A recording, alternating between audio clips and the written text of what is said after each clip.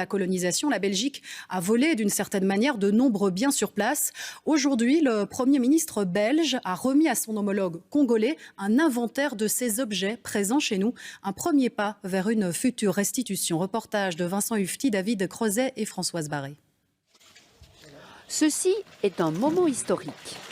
Un petit aperçu, mais tout se trouve là-dessus, en version numérique.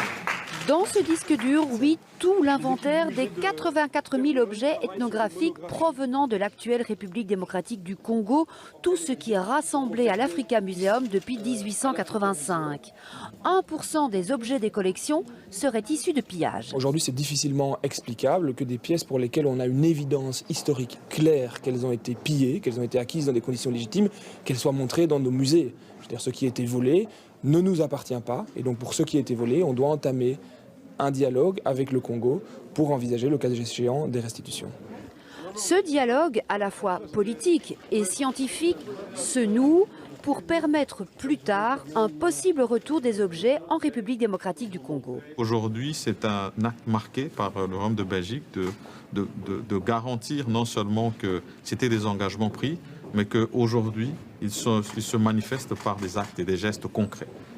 Ici, pour ce masque, l'histoire de l'acquisition est bien documentée.